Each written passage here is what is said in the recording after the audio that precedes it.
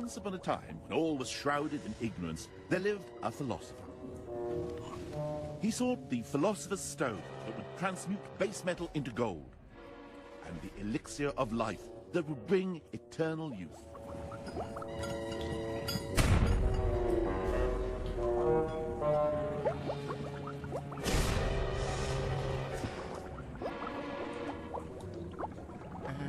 Hold this, would you, Ray?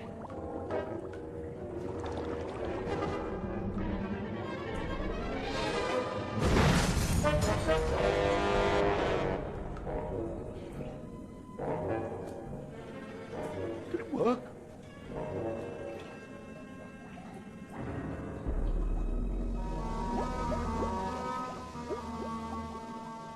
Philosopher was the closest term the Middle Ages had to scientist. But of course, we all know that they weren't real scientists, because they had no idea of scientific method. The medieval world floundered in superstition and ignorance. The church persecuted seekers after knowledge, medicine was more likely to kill than cure, and people didn't even know the shape of the world. But are we sure they were so very ignorant? Or could it be us who don't know as much as we think we do about them? Over and over again, we're told that our scientific understanding of the world didn't begin until Isaac Newton in the 17th century. For example, he's credited with showing that white light contains the colours of the rainbow.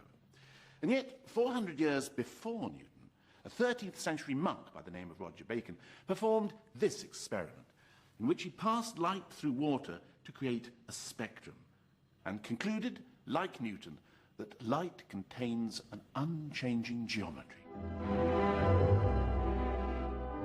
Newton was the man who made mathematics the basis for the study of the world. But then Roger Bacon said the same thing. He wrote, "Mathematics is the door and the key to the sciences." And 400 years before Galileo, Bacon described how to use lenses to make a telescope. Bacon was one of many experimental philosophers hunting for the philosopher's stone. He was an alchemist. But of course, we all know that alchemists were charlatans and magicians who were trying to turn base metal into gold. Well, undoubtedly, alchemy had its fair share of fraudsters, but that doesn't mean they all were. You see, gold is a very peculiar metal. For a start, you cannot destroy it. Heat it up, melt it down, beat it. Whatever you do, gold will always return to the way it was. The gold we have today could once have been a Viking's collar or a 17th century ewer.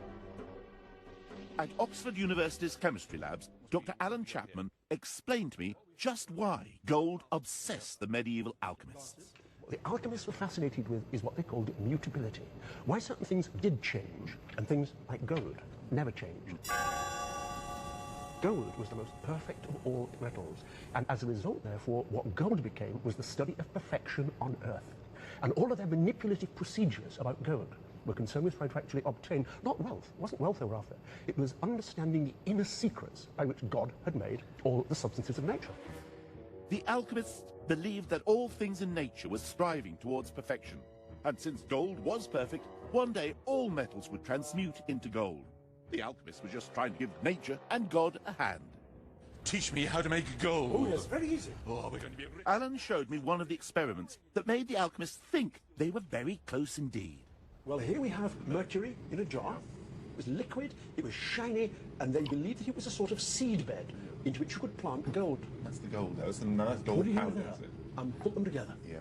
Bit like cookery here. Bit like cookery? Yes. That's what to do with your guests if you wanted to kill them in the 15th century. And it's now getting a bit like breakfast cereal. It's a sort of scrunchy, peanut buttery feel to it. That's what you have for your breakfast, Alan. This so-called butter of gold is spread on the item to be transmuted into the real thing, and then heated. There it is. We've got a gold-plated Tesco's can lid. The only one in the world. The process didn't actually multiply gold, but the alchemists had discovered the technique of gold plating. It was just one of their achievements. They also discovered the first strong acids and developed techniques such as distillation that would form the basis of modern chemistry. And in a way, the alchemists were right. Transmutation not only is possible, it's one of the key processes in the modern world. A nuclear power station like this runs on transmutation. In the process, a metal like uranium is transmuted into other substances, including other metals. The alchemists may have been right about something else. In 1972, Russian scientists reported that at an experimental reactor in Siberia, the lead shielding had been exposed to such constant nuclear bombardment that part of it had turned to gold. In the Middle Ages, all science, what they called philosophy, had a different purpose from science today. Any pursuit of knowledge was only useful if it brought you closer to understanding God. Even medicine. Today, there's only one thing we expect from medicine, to make us better. But medieval doctors had their sights set on even more ambitious things. Eternal life, for a start. Meet Artephius, who wrote a treatise on the art of prolonging human life. And as proof that his theories worked, he claimed he was no less than 1,025 years old. What, you mean you were alive at the time of Christ? Yes. Well, did you meet him? Yes. Well, what was he like? Just exactly as you'd imagine. The Son of God. Oh, right.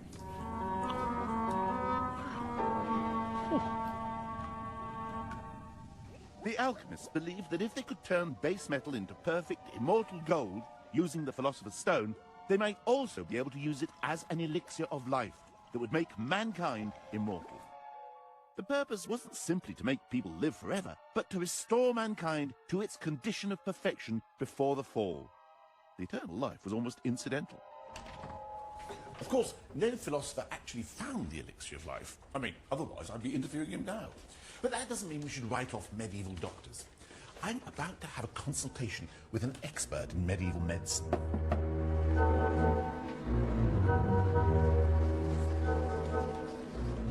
Oh, Faye, I feel a bit of a fraud coming to see you as my medieval consultant, because there's nothing wrong with me, really. Well, that's ideal, because my job is not to cure disease, but to prevent it.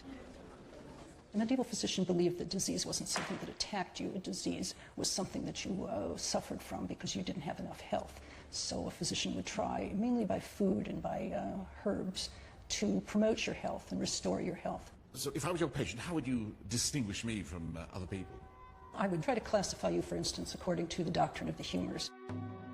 The ancient Greek physician Galen taught that the health of the body depended on the delicate balance of 4 vital fluids. A person in whom blood predominated was sanguine. Phlegm predominated, you were phlegmatic. Black bile made you the melancholic type. And yellow bile made you the choleric type. Doctors first diagnosed the patient's type or humour, and then adjusted the treatment accordingly. What do you think about me, then? What humour would I be, for instance? I think I would say there was definitely a sanguine streak to you. Sanguine means that you're dominated by the humor blood, which is the humor of youth. But I would also say, because you're an intellectual, that like most intellectuals, your predominant humor is melancholy, the cold and dry humor of old age. If you were my medieval doctor and I was your patient, how would you start to examine me? Well, the first thing I would do is take your pulse, and I would try to understand how your body's innate heat was cooking through your body. And the pulse would tell me whether, in fact, you had a fever. And if you did have a fever, I would probably let blood, because letting blood would lower the fever. After I'd take the pulse, I would want to do a uroscopy. You want me to pee in the bottle? Okay, I'll go and do that right away. Well, I feel a bit embarrassed about giving you this, Faye, but what you look at first is the colour, dear. Yes, what I would be doing is looking at the color, the texture, whether anything's floating in it. I would want to touch it, and also I'd want to taste it. What? You're having me on. What do you mean? What do you mean? This isn't urine at all. You taste it. Oh, no, it's apple juice. I'm sorry, yes, it is. Sorry about that. In fact, medieval medical treatises warned doctors that some patients might try to fool them by offering wine or water instead of urine. The striking thing about medieval physicians was that they cared for the person as a whole. It's an attitude that's only recently started to creep back into mainstream medicine. Now, I'm not saying medieval medicine had all the answers. I mean, if I'd lived then, I'd have died aged 27 of a burst appendix. But that doesn't mean medieval doctors were just quacks. Maybe they even had something they could teach us. Here at Sutra Isle in Scotland, Brian Moffat has been carrying out some remarkable detective work. Over 800 years ago, a massive monastic complex stood here. It included a hospital in which medical research was at the cutting edge. Throughout the Middle Ages, this was the hospital's natural pharmacy and outdoor pharmacy, as you can see. You mean this is their chemist shop, is it? Well, in a real sense, yes. This was the source of the drugs. In this gorge, there were some 400 species of plant, many with medicinal properties, and the monks used these for treating their patients. So what sort of herbs are we looking for? Well, here are two. Number one is yarrow. It's a wound treatment, usually in the form of poultices. It has behind it perhaps 2 millennia of clinical trials. Really? Down below, the tiny yellow flower is tormentil. It has a tuberous root, which is a long history as a worm treatment to get rid of parasitic intestinal worms in humans and livestock, again for a good millennium. Is it possible these early physicians had knowledge that we've now lost? Take this plant, for example, the heath pea. The monks claimed that a couple of its tiny tubers could put off feelings of hunger and thirst for weeks. So, say in Scotland, the crops failed in October, there would be no other food available until the following May. Entire communities lived on this alone, so the reports tell us. Have you ever used it yourself? Yes, I was able, without any trouble and without any discomfort, to have no further food or drink for 5 days. You drink for 5 days? That's right. Written evidence shows that monastic physicians weren't just relying on ancient knowledge. They were actually experimenting with new cures. In fact, the deal for poor patients was that they would receive treatment if they allowed themselves to be experimented on. One intriguing object discovered at Sutra, 15 feet down in the hospital drains, was this fragment of heel bone. There are grooves which are running in a very regular, almost parallel fashion along the edges of the bone, with quite a bit of thickening of the bone around them, suggesting that there was something which has made this bone grow irregularly. And the likeliest thing would be something like a clubfoot, what we call talipes. But whether this was a selective surgery of the foot, so it could have been amputated? It could have been amputated as part of an abnormal foot. And what Brian found in the hospital waste lying next to the bone was another revelation. Roughly 3 inches away from the heel bone is a clump of seeds, the combination of 3 toxic species of plants: black henbane, hemlock and opium poppy. They are brought together for only one purpose. This is a specialised anaesthetic, rendering someone free of pain throughout surgery while amputation went on. When we accuse medieval medicine of being dangerous, it's worth bearing in mind that today in the United States, more people die of medical mistakes each year than from road accidents, breast cancer and AIDS combined. We like to believe the Middle Ages was an age of superstition and ignorance. We even cling to total falsehoods to support that belief. Take geography. In the Middle Ages, they thought the Earth was flat. It's a well-known fact, except that it's a fact that was made up in the 19th century. Medieval sailors knew the world was round. I mean, how else did things disappear beyond the horizon? In fact, people in the Middle Ages wrote about the world being round. Here's Roger Bacon. The curvature of the Earth explains why we can see further from higher elevations.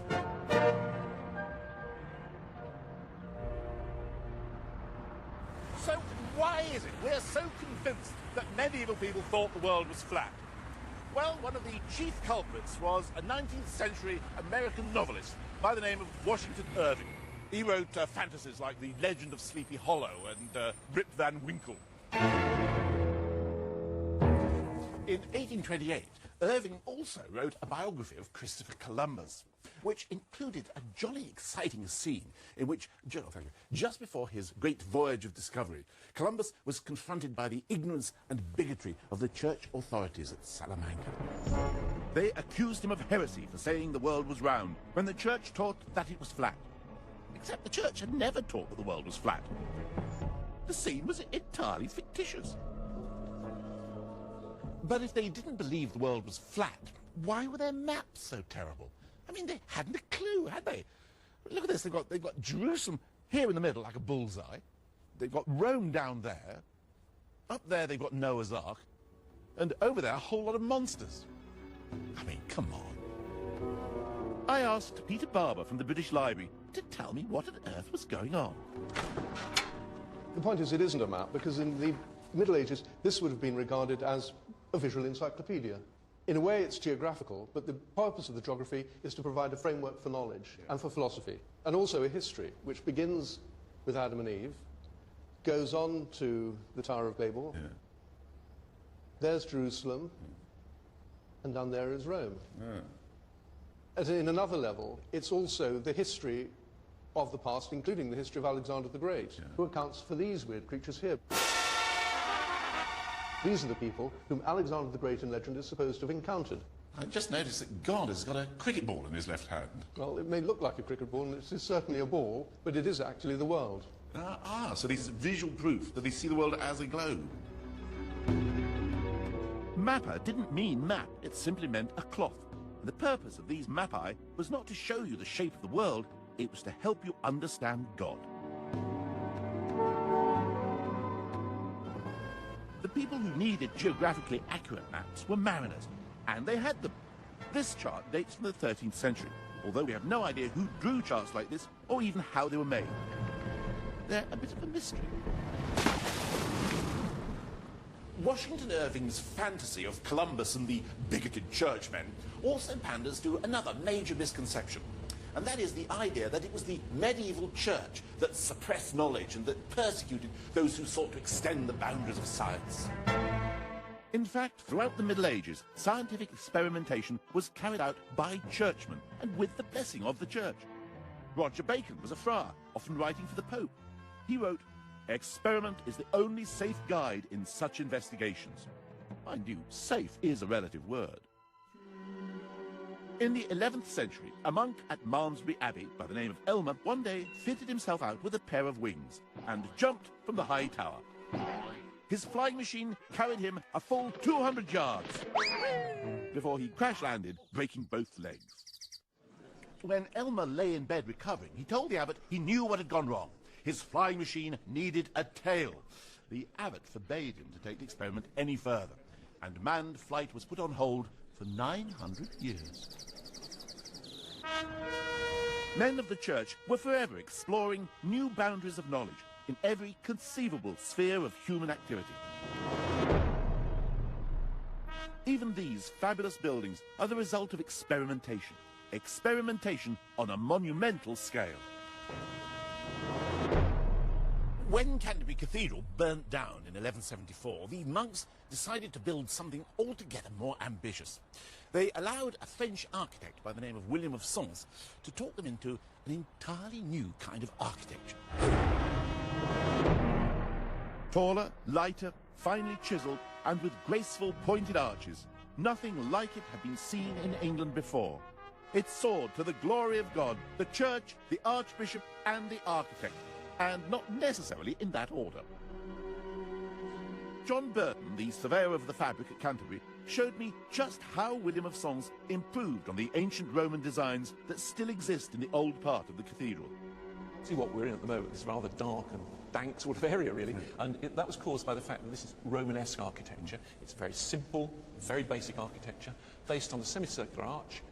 It's very shallow, and it's pushing a lot of weight down, and so the walls have to be extremely thick to counteract that. And these thick walls, of course, do not allow large window openings. And what William of Sens was coming up with was a way of overcoming that problem. He's being pushed by the theologians as well. They were saying God is light. Let's see what we can do, how we can bring light in, and actually worship in a very light, bright space. And so what they did, they tried to experiment with this and see how they could make the structure thinner and strong. And to do that, they actually put curtain walling up, really. It's the early curtain walling, and brought the light in. And this is what we call Gothic. The Gothic, yes.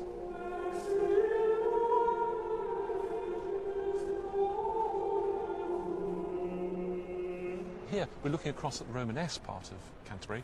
It's just a very heavy mass. If you look at the tower, you'll see that's just a heavy mass of masonry coming straight down to the ground. And the openings are relatively small to the space. And if we look across here, you can see the solution to the problem, the flying batteries. In that roof above are the vaults, which have loads forcing outwards, just pushing out. And the flying batteries, all at right angles to the main wall, is pushing back, not letting it collapse. So the structural development here is opening up the wall and giving some beautiful, beautiful shapes inside, and massive amount of light. And this at the time was just revolutionary. Oh, totally revolutionary. It was the great new architecture.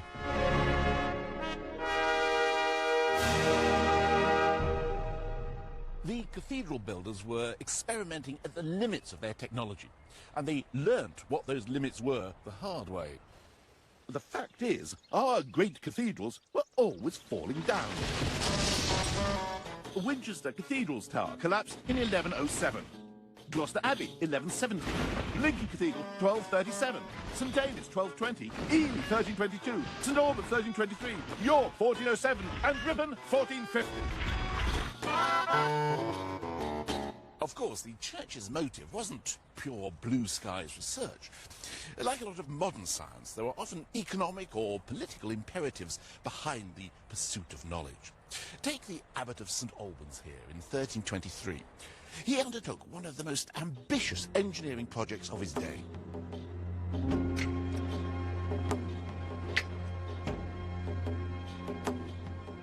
Abbot Richard of Wallingford was an enthusiastic astronomer and mathematician, and a leper, although I don't suppose he was that enthusiastic about leprosy. But why did he make this, and what is it? Well, it's a clock. Actually, this is a reproduction based on the designs and descriptions he left behind. But that part of the mechanism strikes a bell on the hour. But this is the most intriguing part of the clock. This is an astronomical clock. It shows the position of the sun here and the moon.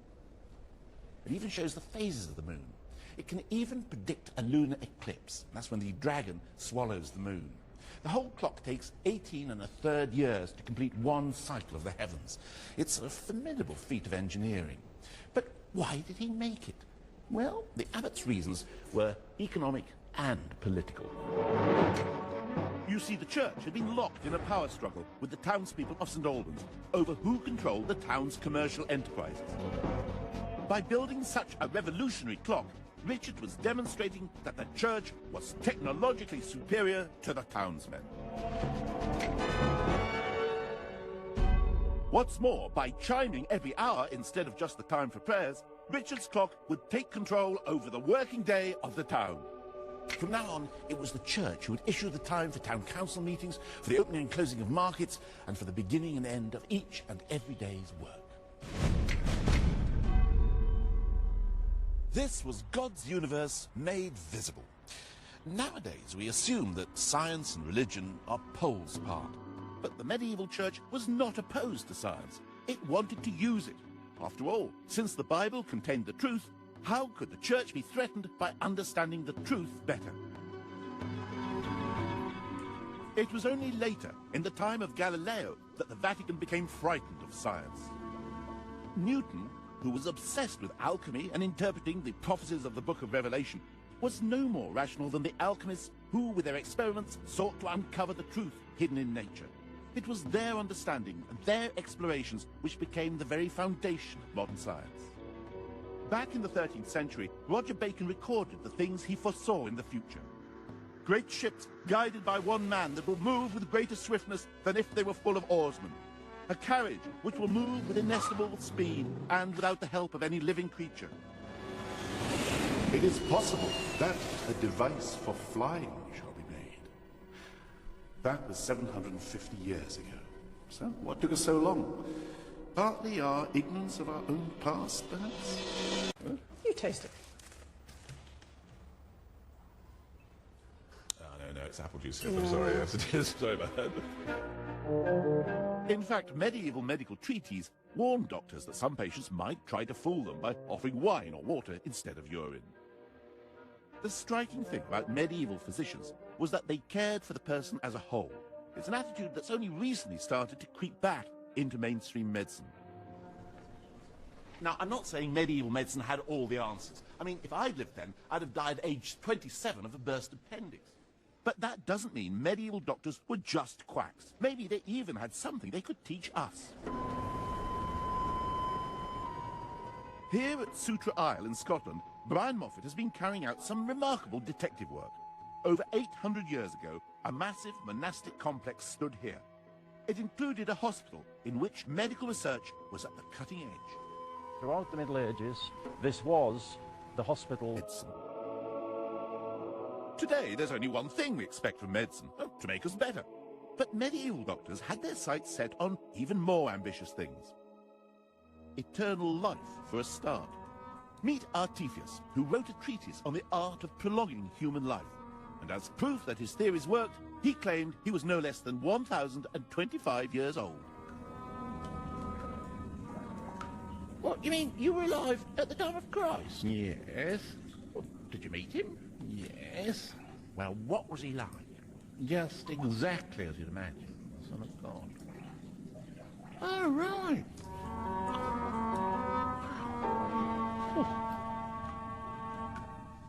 The alchemists believed that if they could turn base metal into perfect, immortal gold using the Philosopher's Stone, they might also be able to use it as an elixir of life that would make mankind immortal. The purpose wasn't simply to make people live forever, but to restore mankind to its condition of perfection before the fall. The eternal life was almost incidental. Of course, no philosopher actually found the elixir of life. I mean, otherwise I'd be interviewing him now. But that doesn't mean we should write off medieval doctors. I'm about to have a consultation with an expert in medieval medicine.